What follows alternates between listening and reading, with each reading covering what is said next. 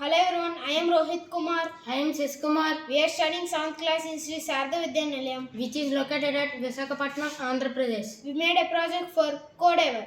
Our project name is Emergency Smoke and Gas Detector. Problem statement our project. Many people are suffering from the problem, like they are living in the areas and that have problems like many fire accidents.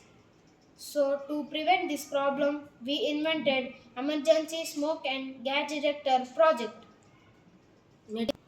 Required Arduino, MQ7 sensor, buzzer, resistor, some jumper wires and mini breadboard. Now we will show our working model of a project. When we put our hand in the sensor detects the heat and the buzzer will ring. The sensor will detect items like lighters, flames and etc. This is our project. Thank you.